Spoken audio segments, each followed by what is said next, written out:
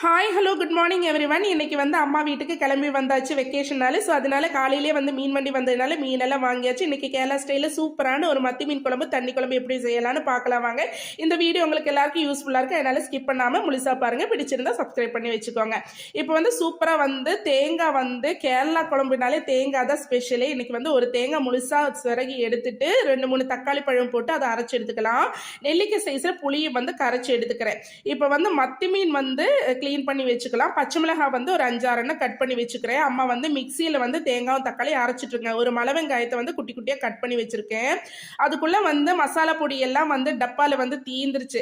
சில பேர் கேட்டிருந்தாங்க, உங்கள் குழம்புத்தூள் சொல்லுங்கள், கேரளாவில் நீங்கள் என்ன குழம்புத்தூள் யூஸ் பண்ணுறீங்க, அதை நீங்கள் எங்களுக்கு சொல்லிக் கொடுங்க நல்லா சொல்லி கேட்டிருந்தாங்க. ஆனால் சத்தியமாக சொல்கிறேங்க, நாங்கள் வந்து செப்பரேட்டாக தான் பொடி பண்ணி வைக்குவோம். இது வந்து மிளகாத்தூள் பவுட்ரு பண்ணி வச்சது, அதுக்கப்புறமா தனியாத்தூள் பவுட்ரு பண்ணி வச்சது, அதுக்கப்புறமா மஞ்சள் தூள் வந்து பொடி பண்ணி வச்சது. இப்படி தான் நாங்கள் செப்பரேட்டாக பொடி பண்ணி வச்சு யூஸ் பண்ணுவோம். இல்லாமல் வந்து நாங்கள் குழம்பு தூள் எல்லாம் அப்படி அரைச்சி வைக்கிறது அந்த மாதிரி சேர்க்கறதெல்லாம் கிடையாது. இந்த மாதிரி சிம்பிளான மெத்தடு தாங்க இங்கே வந்து நாங்கள் யூஸ் பண்ணுறோம். இப்போ வந்து தக்காளி தேங்காய் வந்து அரைச்சது வந்து பச்சை மிளகாய் கட் பண்ணி வச்ச அந்த பாத்திரத்திலே கொட்டியாச்சு. இப்போ வந்து புளி தண்ணி வந்து எலுமிச்சம்பழம் சைஸில் தான் கரைச்சி ஊற்றிக்க. ரொம்ப புளி வந்து எங்கள் அப்பாவுக்கு பிடிக்காது. ஸோ அதனால வந்து கொஞ்சமாக தான் இப்போ வந்து புளி சேர்த்துக்கிறோம். உரப்பு நீங்கள் புளி உரப்பெல்லாம் வேணுங்க, கொஞ்சம் ஜாஸ்தியாக சேர்த்துக்கோங்க.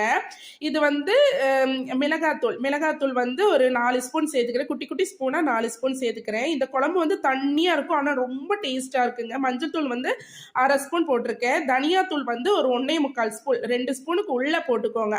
அதுக்கப்புறமா நல்லா மிக்ஸ் பண்ணி கல்லுப்பு சேர்த்து நல்லா மிக்ஸ் பண்ணி எடுத்துக்கோங்க. நிறைய கூட்டம் இருக்கும்போது எல்லாமே எங்கள் தரவாட்டிலையெல்லாம் இந்த மாதிரி குழம்பு தான் அதிகபட்சத்தில் வைப்பாங்க. ஆனால் வந்து இது ரொம்ப டேஸ்ட்டாக இருக்கும்.